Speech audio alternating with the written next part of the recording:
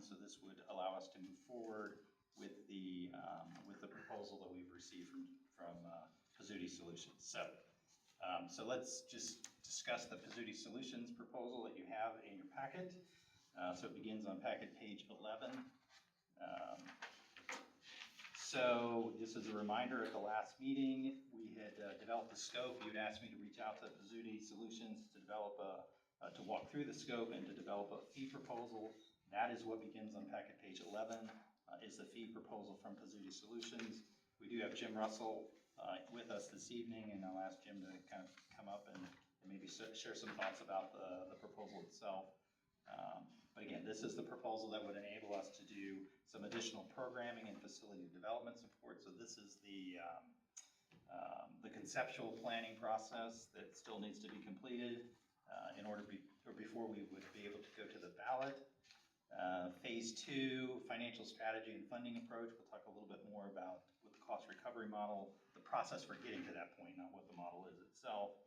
And then the item number 3 is site selection and next steps. So all 3 of these, again, were identified in the scope.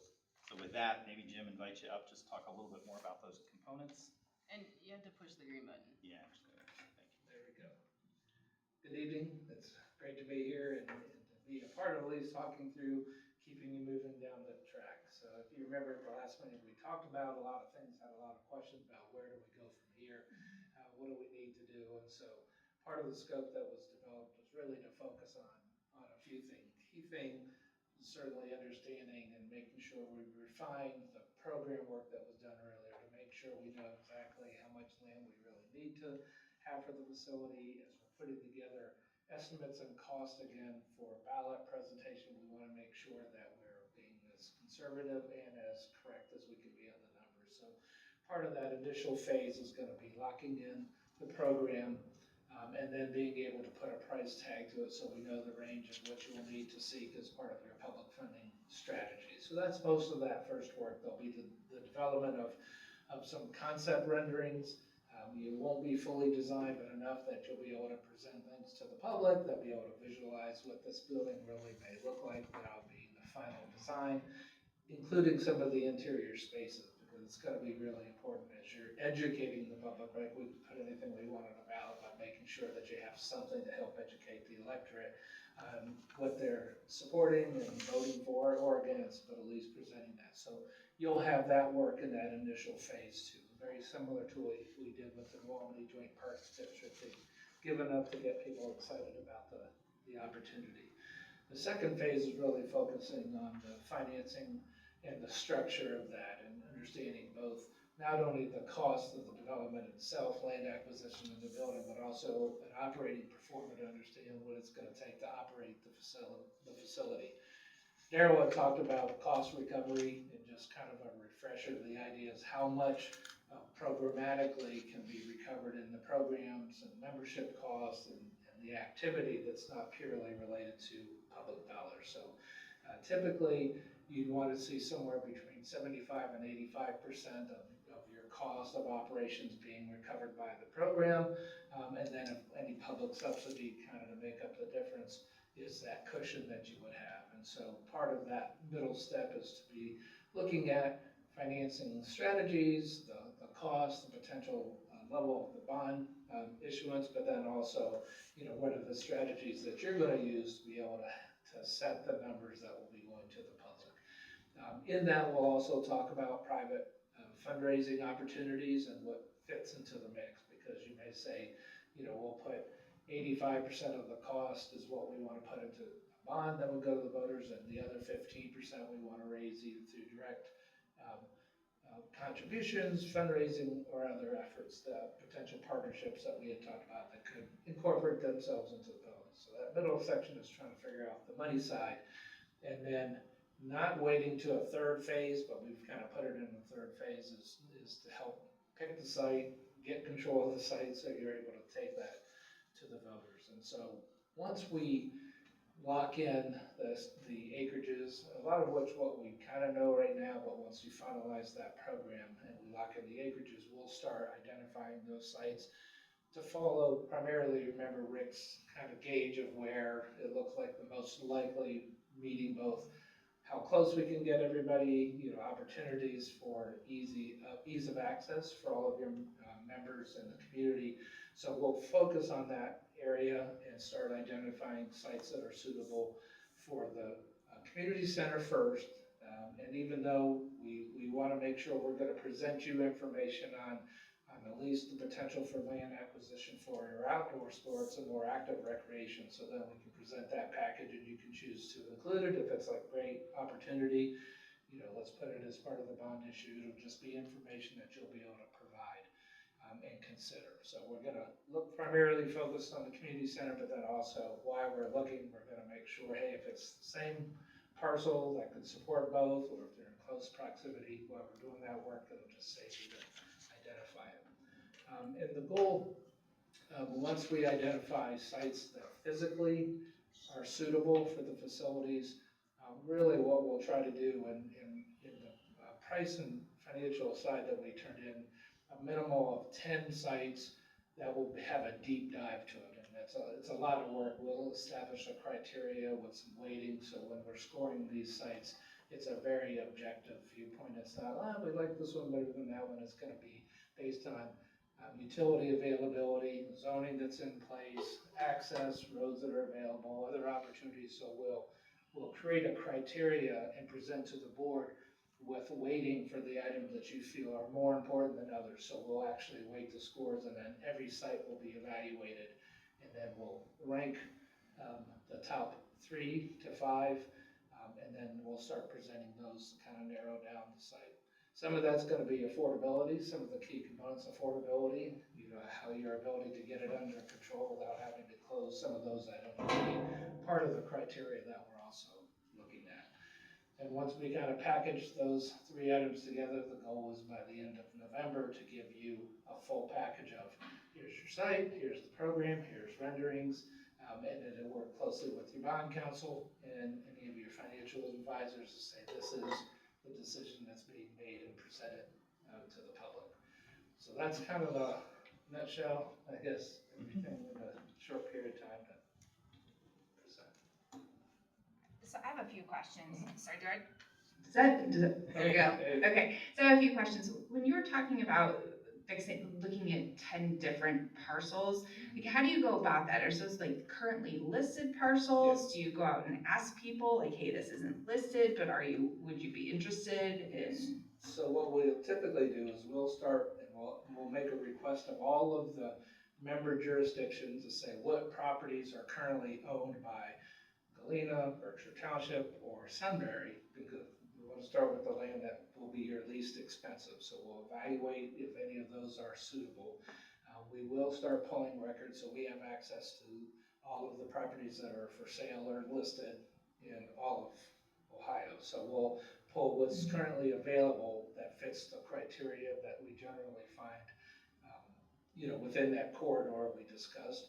And then if none of those are either the appropriate price or there are others that we think are important, we will approach folks to see if there's any interest at all. And so some of that will be discussions. We'll ask the board, do you know of parcels that are either for sale or not? We'll work with the staffs of each of the departments, say, give us everything that you think, and you'll be surprised in the course of this process as it's going, people will start telling, what about this, what about that? Well, we need to limit somewhat, we can't investigate 1,200 parcels.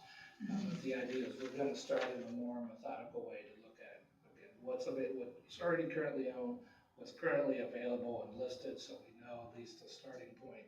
And then those that may be more suitable as we're looking at, we think this is really a great location if we could secure that. So we'll include some of those.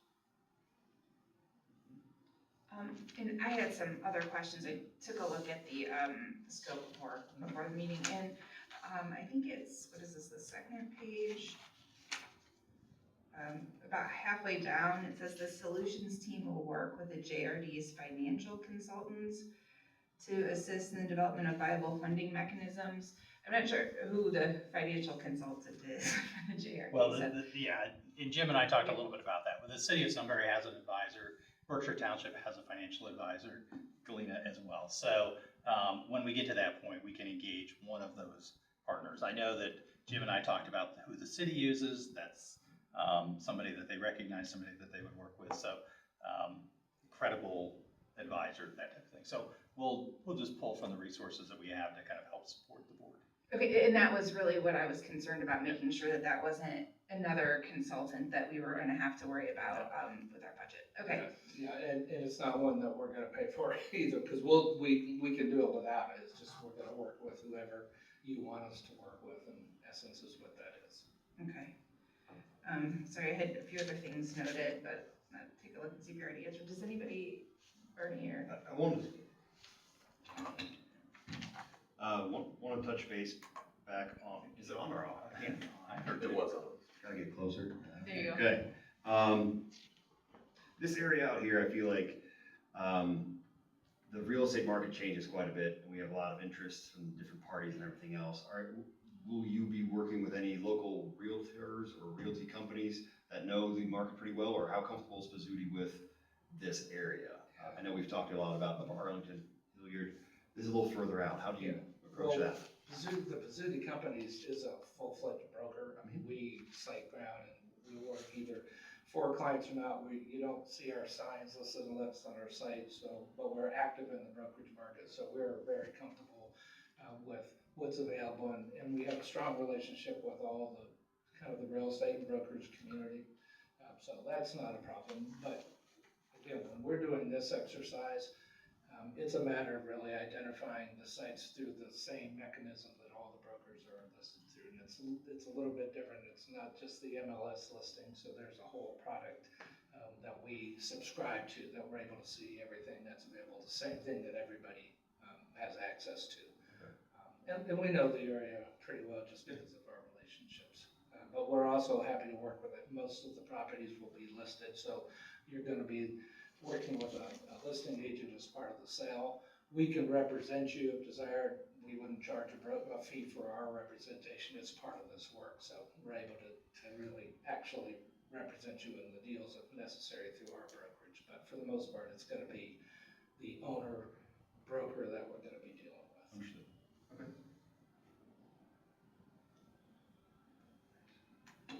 I guess I remain really interested in what the options are for property control until we actually have a budget or, source of income other than what we currently have. I don't know if you can speak to that at all today. Yeah, there's basically, short of closing, there's probably two potential routes that we would take to have control. And at the end of the day, you need to have, prior to going to the ballot, control of the property so that if the ballot measure passes, you're able to close at the price that's in the bond package. So there's one of two ways that we expect that to happen. There's three real ways. One is you buy it, but if you don't have money, you're not going to be able to close. The second and most likely route will be to do a purchase option. So in essence, you would fully negotiate the purchase price of the property, and then you would purchase some period of option on it. So it could be a 2-year option that within 2 years, you can exercise that option at that purchase price to give you control to get through what we would probably recommend. You would want to have at least a 2-year window on an option. So if the ballot measure failed in 1 year, you wouldn't have to renegotiate the price. So a purchase option would be the most likely route that will happen. We'll fully negotiate it. You know what the price will be, and it will not change. And then the other is to negotiate either an agreement to purchase or a joint venture agreement where the same thing, the base price is set. There may be other parameters that are dealt with, timing of, closing some of those items, but in essence, it's just, could be something where, say we find a 150-acre parcel and the owner says, well, I'd love to have the community center here and I'd love to be able to develop this parcel of my land. So maybe it's a joint venture agreement that they agree to donate the land or sell the land once it's approved. So it's probably one of those three things. Most likely not a sale, most likely just an option, purchase option. And have you had success with those in the past for these types of projects?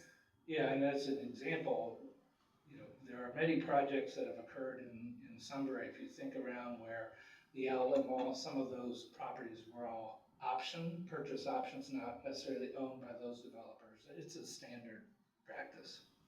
No one likes to close until they know they can do what they want to do. So most of the developments have those inspection periods and contingency periods, so they're doing all the work to make sure it'll work, very similar to you putting it on a ballot. So you'll do the work you need to, but there's something that triggers the sale. So it's a pretty standard form. What's the ballpark figure to do something like that we would have to pay? I mean, is there any? Well, that's gonna be determining. Is it a the market. percentage? Is Oh, no, I mean, sometimes you'll have that for a percentage of the purchase Yeah. price. Sometimes, especially, this is gonna be a very public, process, so, when landowners get nervous if they think they're dealing with a developer that they don't really know, if they're dealing with the community, there's a good likelihood that they also are a community partner and say, Yeah. this is a great deal. So, that could be anywhere from $5,000 to $15,000 if they're just, playing nice and saying that's option. It could be a percentage, just like a deposit would be. Normally, what we would do is we try to keep that as low as possible, and then you have some points that, maybe in November, you'll have one that'll take it through May, and they'll say, well, if you pass May, then you'll either have another payment that you Okay. make to get to say the post-election for that next year. So all that will be negotiated, and I'm always pushing to make that as affordable, because we know someone has to come up with that as well. And so then the expectation is that, if this contract is approved and we move forward, that this would give us all the information that we need to go on the ballot, and that we wouldn't be needing to think about other consultants and other work and lesson No. until that. You should be good, Passes. because, and then what would happen, we'll use, New Albany, just because it's the most recent joint recreation district that's done it. So they had, their initial upfront cost was to put together similar to the same package. And in that, they got a little bit lucky on their land portion, because that came through, but originally it was going through the same process, and, the New Albany company, well, the city of New Albany then stepped up and said, hey, we'll do it here. But that same process of doing the conceptual renderings, tightening up the program, getting that information, because that's what the board members used to help sell it to the public. So that was the work done. And then we locked up a price, and we were very fortunate that that bond issue is the amount that ended up to be the GMP, and they're right on budget. And that's a lot of the work that we did up front to make sure that they weren't gonna, chase a year and a half later or 2 years after that bond vote. They're still consistent with the numbers. So yeah, everything that they need, you'll have by November 26th, or I think is the deadline we've given ourselves. And that gives you, some time for everybody to review it before you get done. The entities have to know, or you would vote to put it on the ballot. I think you have to do that by February, I believe. Yeah, early February, so, but great question. So yeah, you're asking a really important question. Staff doesn't anticipate that there's another round of consultants. We think we'll have the information we need to be able to take the issue to the ballot, if you choose to do so, in May.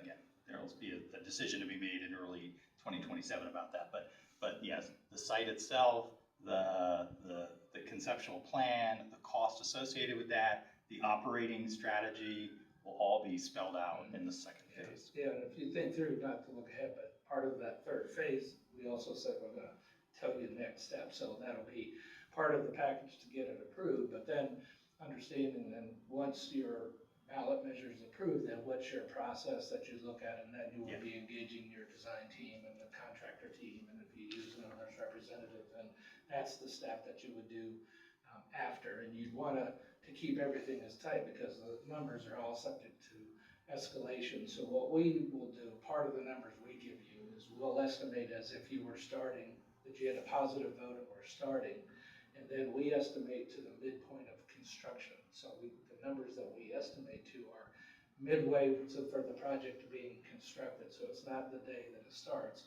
Will escalate the price to the middle of construction, and we do that because by the time you would get to the middle of construction, you would have bought out the back half. So your numbers, that's the place where your numbers are pretty much set. So we know if we estimate it to the middle, you're gonna be protected to the end of the project. So that way the numbers hold pretty solidly. So all that goes in that package.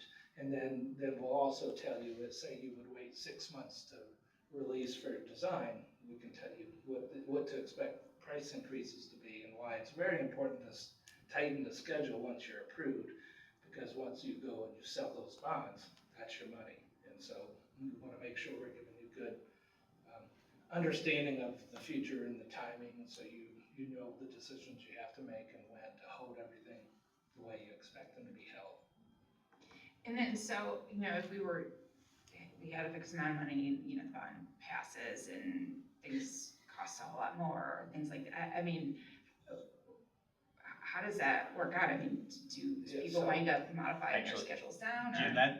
that's a good point, because I think part of this is you've got a construction management team, I think, helping you with the cost estimates. So it's part of this proposal, so maybe explain to Yeah, that, kind of so- how that helps So get you locked in. yeah, part of all of every time that we're a part of estimating pricing, the way that we do that is we do three things. We have a understanding, so we have access to databases to build anything, everywhere, and anywhere. And that's constantly updated. And so, there's, I'll say, data drivers that will tell us how to regionalize. So something that was built in Cleveland that's similar, there are ways that we can take that and then we socialize it to this location, Central Ohio. Could be a Florida project. That's what happens in the marketplace. In addition, because we have numerous projects under construction that we're managing, so we can go to a hard project just like we did to Upper Arlington, and we'll work with New Albany that's under construction. We're working with Grove City, so we know at different stages where all the numbers are kind of running. But then we also talk to the contractor community, the local contractor community. So we'll talk to one or two or three, and it's not committing them to anything, but that's part of how they know what projects are coming. And we'll sit down and say, here's generally the project size and the location and some of the general details that we'll know out of the program. And they say, yeah, this is running about so much a square foot, or we just finished a project. And they're utilizing some of the same databases. But when you take all of those, then we're very comfortable about the source of the numbers. But we always include contingency. And you're going to have two types of contingencies that will be in this number. So we're going to give you the best guess escalated to the middle of construction. So that'll be like almost a year and a half from the vote. But then we're also going to load a project contingency that will be in the initial one, probably somewhere between, I imagine it'll be around 15%. We'll probably have a high contingency that's built into your bond. Additionally, within the numbers that we provide, we always have also a design contingency. And you'll learn more about this as we go, but a design contingency is not the same as a project contingency. So a project contingency is, oops, here's something that we didn't see and we got to make sure we have money. Oops, here's an invasion in another country. Oops, here's COVID. So that's what you try to cover in those contingency. A design contingency is, if you know, we're going to have conceptual drawings. We're not going to have detailed drawings that someone can bid. So what design contingency provides the folks who are looking at the numbers, who are looking at a one-dimensional sheet trying to figure out what you're going to approve for the design, final design based on this number. So with a design contingency, it's a cushion that allows, like in your mind, you thought we were having gold-plated sinks, and the one who was pricing is saying, no, you're getting normal sinks. Well, that design contingencies mean when they see the design that comes out and it's got gold-plated sink, they know that 10% design contingency is a fluff that actually never goes away. Contingency, you may not use it, comes back to you. Design contingency always flows back into the project. It's just to give a cushion for people who may not see something that's fully designed. Your real price will not be till you have bid documents that you're taking and bidding in. And that's always the challenge, right? I mean, every number is wrong. Our numbers will be wrong. Every number will be wrong. We want to make it as least wrong as it can be, and then provide you a cushion so you're not stuck. Yeah, because that's my concern. I mean, it's not like, we can go take out a line of credit or whatever to cover the difference if we don't get it right. I don't know what we do. Yeah, and the other thing that you'll do, and you'll do this, well, we will suggest it because it's a good policy. And we talked a little bit about the private financing and that or fundraising. And so usually with that private, we'll say the private fundraising effort, we try not to rely on that in the budget. But it's the cushion that does two things. It helps give you community buy-in. People like to say, hey, I want to name a brick after a family member. They may want to name a part of the building. So, setting one that's reasonable for a community that hasn't done a lot of it, it's really good buy-in, but it also gives you a little bit of a cushion. And it may be where, wow, we can use that, we did better than we thought we could do, maybe buy some of the furniture out of that money, and the money that's in the project for furniture gives us another cushion. But I wouldn't worry, I mean, unless it's a major, like COVID, I mean, it would have to take something that is totally blindsiding people, that your numbers should be pretty good. They'll be conservative for a reason. You have to have that cushion. We would tell you, do not, if you're not gonna pass an appropriate budget, don't put it on the ballot, because you will be in bad shape. It sounded drastic, I don't mean it to sound that bad. Well, no, that makes me feel much better. Did you hear all the time about projects costing more than people anticipated? And then, so, assuming this, we approve this, how often would we hear from you, and in what format would we hear from you between, whenever the contract gets executed in, November? Well, you'll have a pretty active role in the fine tuning of the spaces, the renderings. I mean, that's gonna be part of extending work with MSA, so it's gonna feel like some of the other work, because you need to be part of that. And there'll be some other public engagement that we may wanna do, so people can come in and play around with some of the program and give us really good feedback. So that's gonna have some public engagement as part of it, and very active with the board. And then our reporting on the work, we will want sessions with you as we're putting together the criteria for the site. So we've done those where there's been 15 items, we've done them where there's been 150 items that we put together that are the criteria. So what's important is we'll start a baseline criteria of this is what you need to look at in a parcel that we generally follows the work we did before, and it follows a normal development process. The things that will cost you money, we want to minimize, and the things that won't, Then we're gonna say, what other things would you like in this facility? And sometimes it's as simple as, well, we'd like it by an existing Dairy Queen, or we'd like it by another part. Like, there'll be things that you may say, in our ideal world, we would like this component. So we'll score it. Everybody will get scored against that, and you may find it, you may not, but you'll be active in that. That's part of the board feedback of what are the things you want us to look for. And there are some interesting ones when we did this for Grove City, and some was proximity to a bike trail. It was, items like that you just are important, and, if we can find it, fine. If not, at least it's criteria that you can share that we try to find this element. So you'll be very active in that. And then when we shortlist, we're probably not gonna come back and say, we looked at 18 properties, got to 10, we'll probably say, and we scored 10, we're bringing 5 back and see, talk with you about those.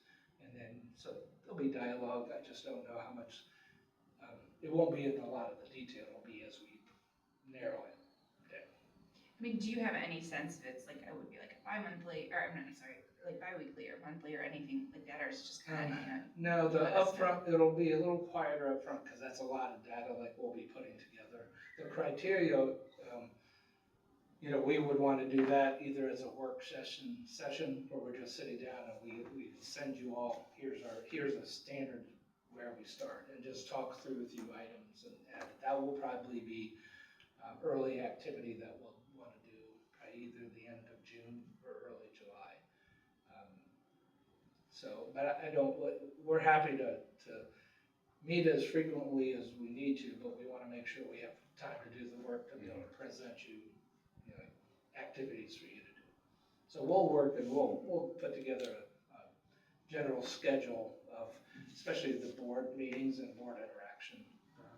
And then if you want to have at least like a monthly representation at a meeting, we can give you an update as part of your regular meeting, that's fine too. So you've described 3 phases, phase 1, 2, and 3. They are each important in their own way. I believe you mentioned we don't have to wait for one to be done. They're all, concurrent. Talk to me through that, because it feels like it's just a bunch of variables all at once.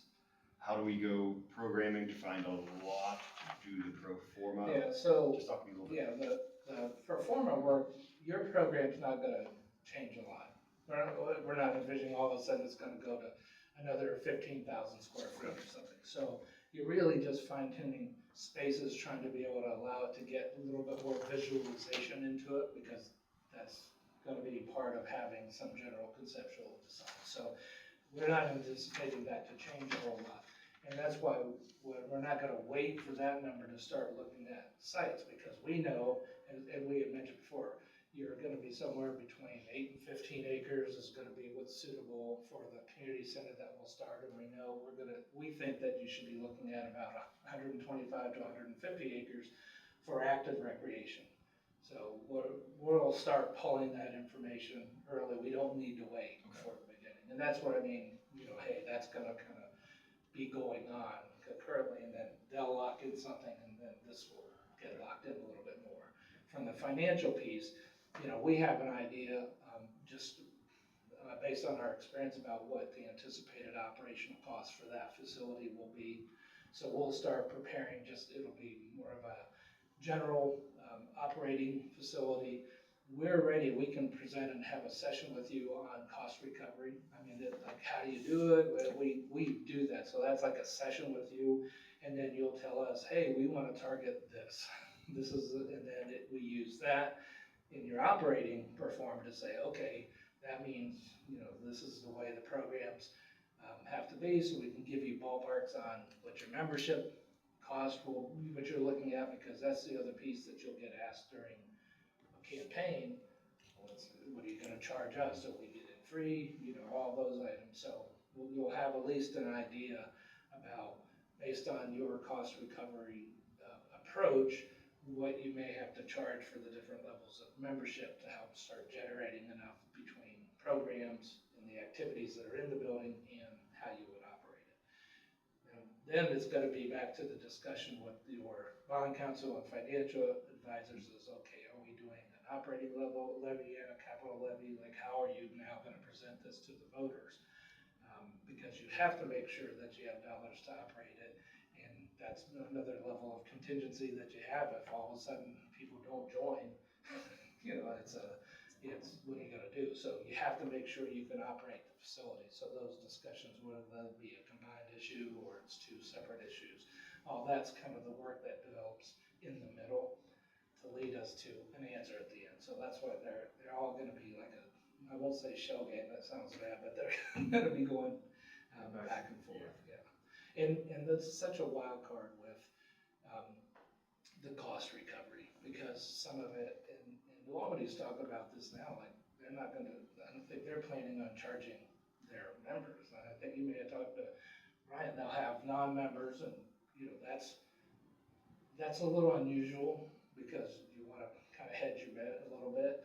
You look at Upper Arlington, they're now operating at about 116% of cost recovery. They're making money on their facility, which is also unusual. And some of that's just, circumstance, some of it's the event space and the partnership that they did with Ohio State in it. So, those can go a lot of different ways, but it's really based on your policy and what you want to try and approach. So we'll give you kind of a, comparison. Here's the other community centers, what they're charging, how it's performing, so you get a sense. You're not just making it on your own. We'll give you information so you can kind of get an idea of what your other neighbors are doing and charging in the different levels that they are to help get to that cost recovery.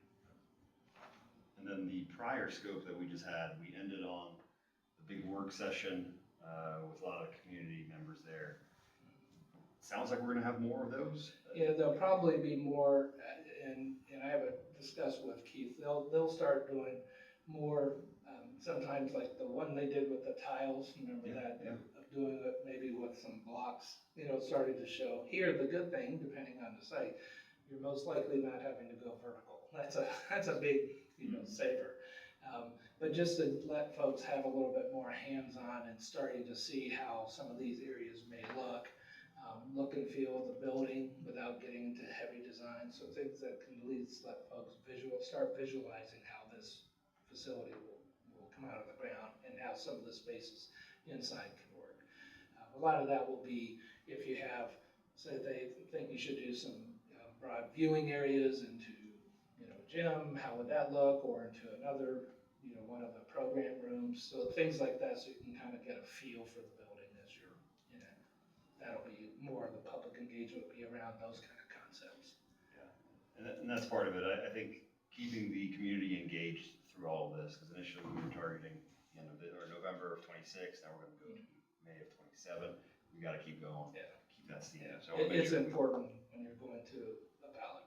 I mean, if there's gaps, it'll be hard for you. So we want to make that so it's a very active process, and they're feeling good by the time, and then you make a decision if you're going to ballot. The idea is that you move right into the campaign with those same people and getting them active. And I believe in the first phase, we did a youth sports session. I believe you spoke with people. Do we get to engage more?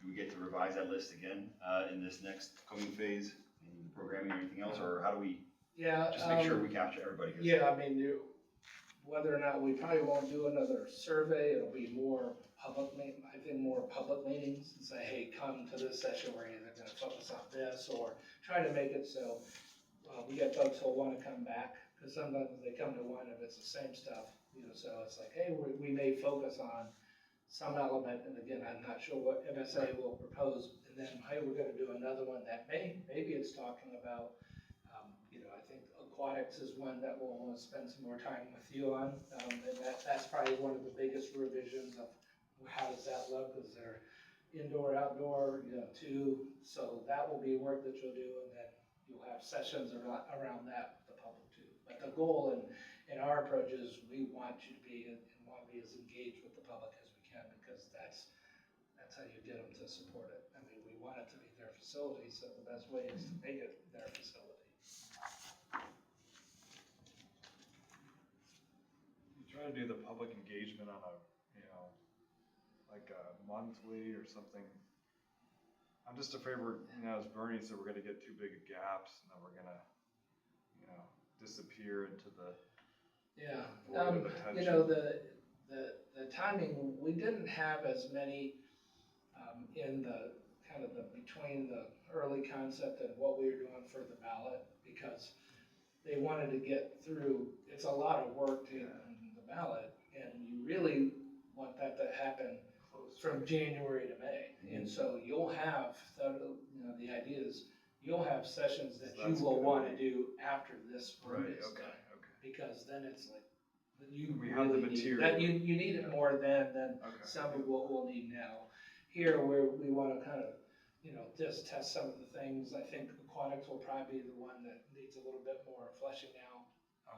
Exactly, and then, it's just being engaged, but it's a little bit later that you want really The largest. active, yeah. Cause then you're gonna have sessions that I'm sure that we'll all be happy to do during the campaign time. If it's, hey, we're gonna go talk at a chamber meeting, oh, we're gonna go to a homeowners manual meeting to talk about the project and the ballot issue and to show those renderings, so it becomes a campaign at that point. So I know we have a lot of work, and I'm sure, Daryl, I mean, it's not the easiest thing to find and get site control by November.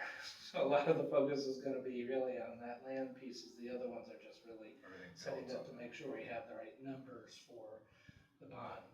The campaign is where we're all campaigning. Okay.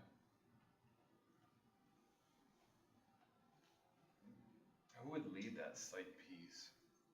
I mean, who's the project manager for something like that? Is that? Well, Just so interview somebody. Patrick Katzmeyer in our office, and I don't know if you met Patrick yet. So Patrick and I tend to focus on that, and we have another associate that's out of our Nashville office, who was a broker with CB Richardella. She's actually doing some land stuff for Franklin County, and so she's really personable and nice. She's moved to Nashville like a lot of people to be a singer-songwriter, so she has that personality, but, she found her way into, not that her music wasn't good, but she found her way into something else. So between the three of us, we tend to focus, but when we score, our entire team scores your project. So we'll have all 12 of our associates, because they all do this on different projects, so they understand we have to make sure we're all independently looking at those, and then we put together a group score. So you'll have, everybody on our team does the scoring. That way we keep it all very objective.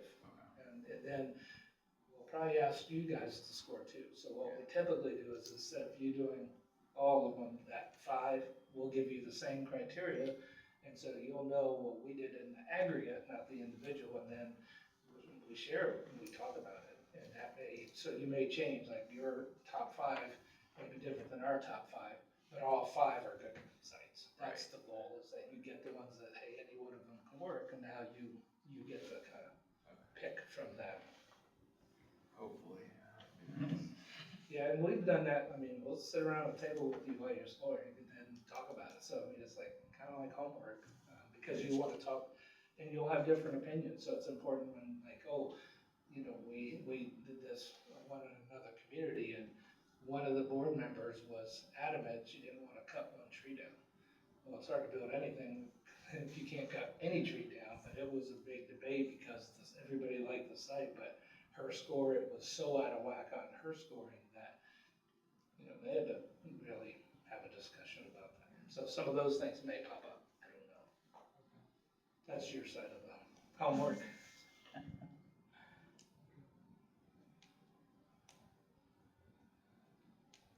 All right, Jim, thank you very much for Yep. that. So let me just say a couple more things then, just to help get them on the record. So the total request is, I think, $67,200. That's for the base work, and then there's some additional costs associated with if there are some extra costs, like travel, production materials, that kind of stuff. And then there's another contingency in there as well. We wouldn't have enough money in our budget to do all of that. So we basically have enough to get through the the base proposal, as well as probably some of the extra costs associated with kind of the production piece. So on packet page 13, I've given to you a sense of where the current budget is and the changes that would need to be made in order to get an adequate amount into consulting services. So if you find packet page 13, the column on the left, that's your budget, that's your current budget, approved budget. Is it 13 or 15? 15, packet Okay. page 15, I'm sorry, did I say 13? Packet page 15. On the left-hand side there, that's the current approved budget. What I've proposed is the insurance. I've reduced that by a modest amount, $250. Our last charge was $2,500. So I kept 5%, additional 5% in that. So I think that's going to cover our insurance costs. Legal, we'd included an additional $10,000 in the budget this year, but that was with an expectation that we were going to be going to the ballot. So that $10,000, I'm proposing what we move over that to consulting services.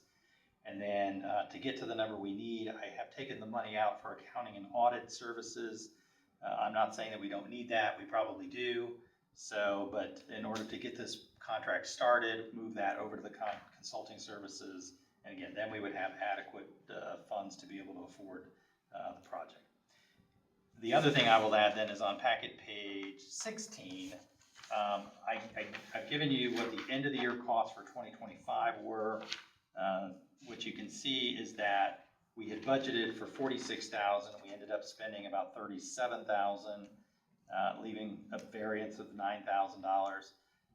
I think it would be probably in our interest to maybe go back to our political jurisdictions and see if we can recapture that $9,000 in commitment that never got spent. And then I think that gets us through the balance of the year with our legal costs and with our audit and accounting costs. So, but again, that'll take a little bit of time to work through the jurisdictions. So, but I wanted to have something here that at least we could make an argument to them. So, again, not asking you to take action on it tonight because we don't have a quorum, but maybe think a little bit more about that and we can discuss that at the next meeting. Can I ask a couple questions? Sure. So we don't actually know what our insurance, our renewal is gonna cost? We don't.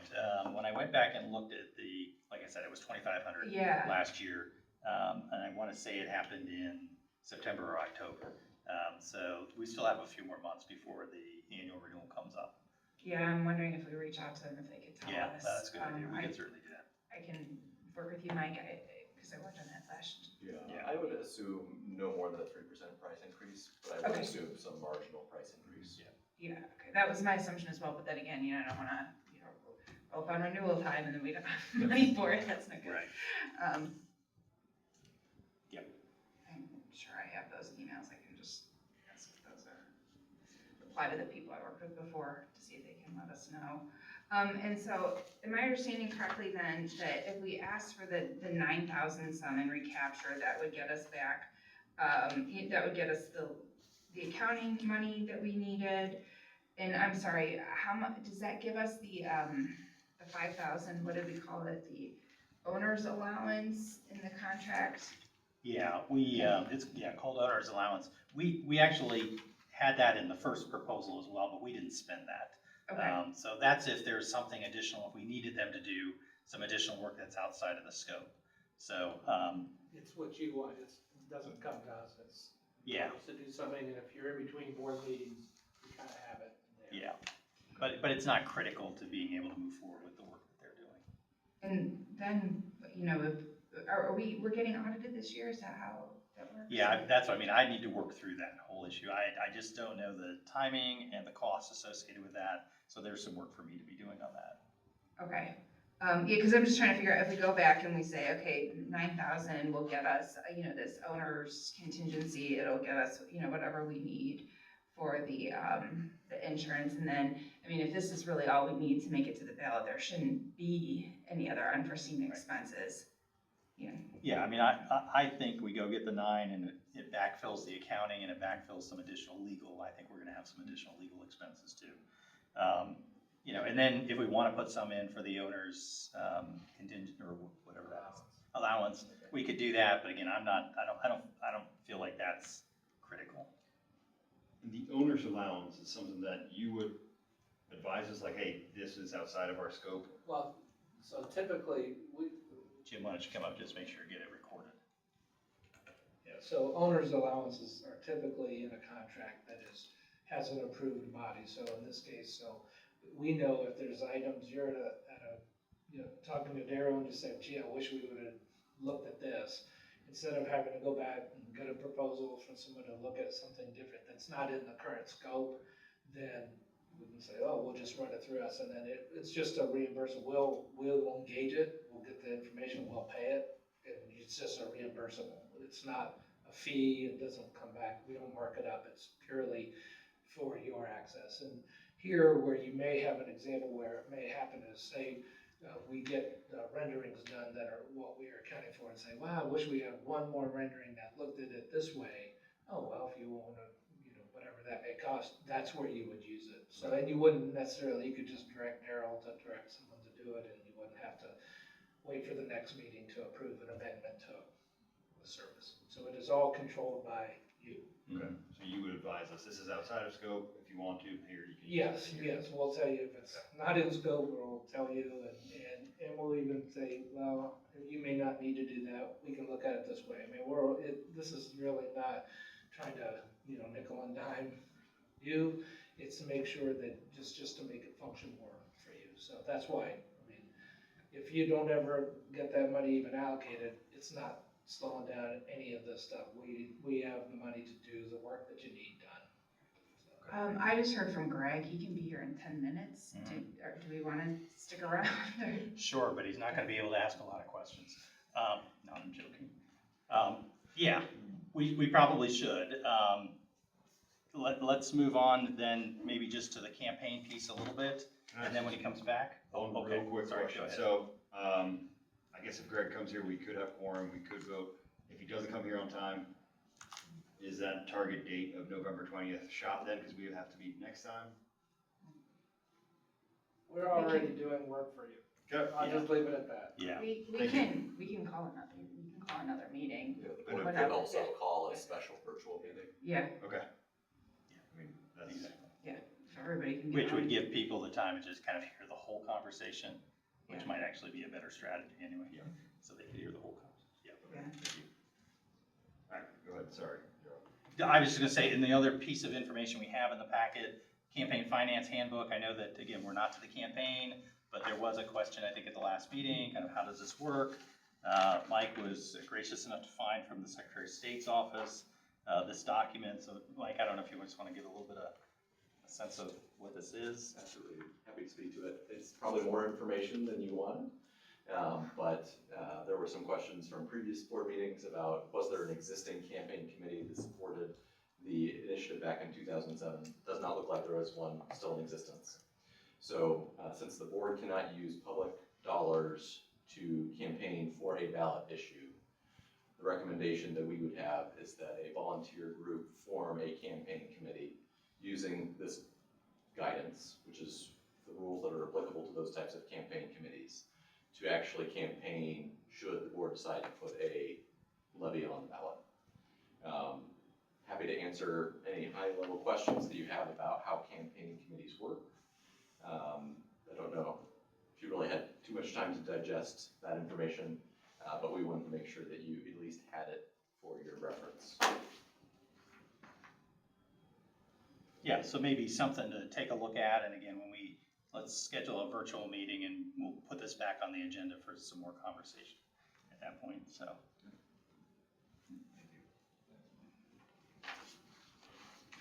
So that said, do we want to kind of think about what a virtual meeting option might look like? I know we don't have the full group, but if it's virtual. Greg will be here soon. Yeah, Yeah. there you go. Let's look at, I How mean, far out are we looking? Well, I'd like to do it next week if we could. yeah, I would agree. or even, You know, typically we've done Mondays, although Monday is Memorial Day, so. But this is Sunday night, so nothing's off the table with you guys. That's the dedication of this group. Yeah, yeah. well, I mean, if it's a virtual meeting for purposes of approving of this contract, I mean,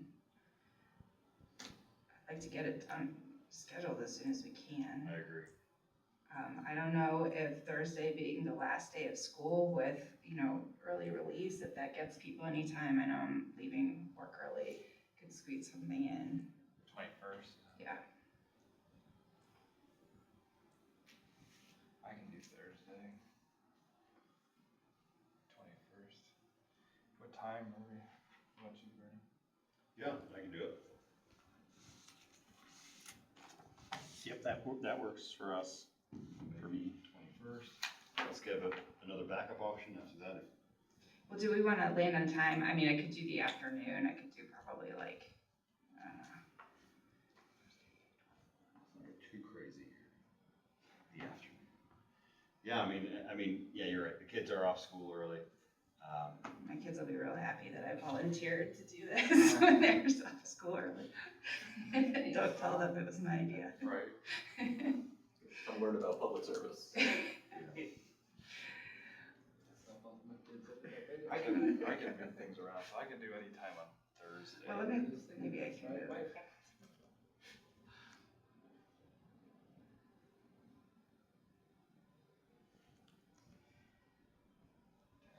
No, I could do,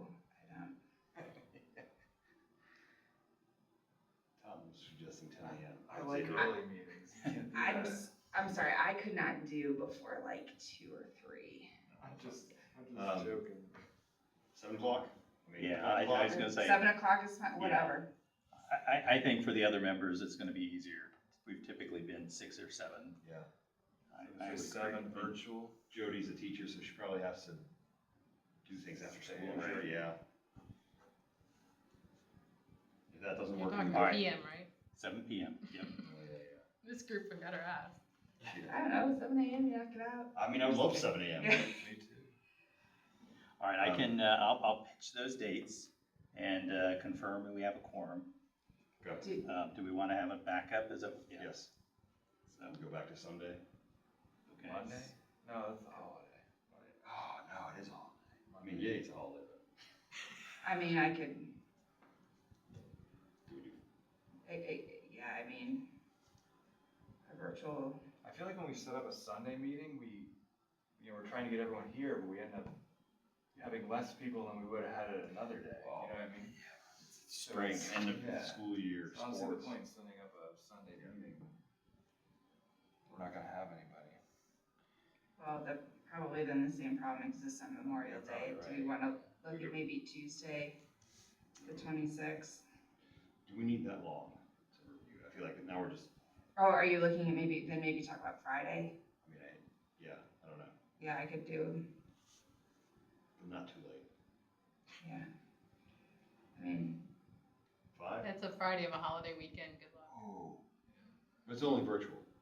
Yeah, but it's gonna be tough. People are gonna be driving and I know. I don't wanna be Yeah, the Debbie you're Downer, right. I'm just saying. we could do 7 a.m. and knock it out at 5 a.m. Don't have your seatbelts on and your Zoom profile. 5, 4, 5, 6 a.m. Yeah, I'm I don't know, personally honest. fighting for any time. What, on how, Friday. what's the duration of this meeting do you think it's gonna take? How long do you think it's gonna take? That might Well, help I don't know, plan a little 30 bit. minutes if people listen to the conversation ahead of time, and I'll encourage them to. do that. Correct, yes. Yeah, I think the Friday before leaving town for the holiday is going to be worse than if we did it the Monday night at the end of the Yeah, holiday you're right, weekend. okay. So, Maybe the backup is Monday night, that's what I mean, so, well, yeah, Monday night, the backup. so the 25th. So let me pitch those two options, and, yeah, Monday night at 7, Thursday night at 7, Monday's the holiday. Yeah. Monday is the holiday. Monday is the holiday, And whichever one I can get the quorum on, that's the one I'll set. You might wanna pick a backup. I would. Can we do Tuesday the 26th? Like, I'm thinking, Well, the 26th, I know we've got our planning and zoning commission meeting that evening, so, so to do a virtual meeting, I need to have access to the room to pull everybody in and record it. What time is that? 6:30. but I'm not school's out, and if one of your people's a teacher, then maybe you could do it earlier in the day. Yeah, I can do earlier in the day on Tuesday, but I can't do in the evening on Tuesday. All right, how about if I pitch then Tuesday at 5 p.m.? Would that? Tuesday, 5 to 6. Does that work for you? It's not too late. Should be in Columbus then. I probably can't do that. 4? I can do 4. Sorry, this day job of mine. Trying to make way for the volunteering. But we're not gonna get everybody probably. Well, so why don't you, if I'm like, not pitch there. the dates that you have, Yeah. and if Yeah. those Yeah. don't work, then he can Yeah. pitch out some other stuff. Yep. Yeah, and I could probably make that by. My idea of a backup is a bad plan. Unless you send out one of the scheduling survey. I will. I'll do it first thing tomorrow. Thank you. Yep. Appreciate it, thanks. Yeah, thank you so much for coming. Thank you both so much for Yes. coming. Yeah, thanks guys. Sorry, I was running late from another meeting. No. You're not the only ones. No. We'll let it go. Later this evening's We turns. appreciate you coming here. Yeah. Beautiful night. Yeah. This- Well, I was joking, I'm smiling because I'm out of town for like 10 days, so it's either gonna be Ashley or Sophia, but I did Sunday, so they could do. Yeah, both. that's Oh, right. yeah. That's why I volunteered, so. See, he's planning. All right, so I'm gonna motion to adjourn. I Adjourn, think Greg please. just pulled in if it makes a difference. I think we'll go ahead and, I mean, it's not even a real meeting at this point. Yeah. Well, I move to adjourn. I'll second. All right, Ms. Watson, Yes. Mr. Coy, Yes. Mr. Muzakio. Yes. All right, we are adjourned. Sorry, Greg, we I- just finished. I thought, oh, We just got done. Go ahead and stop.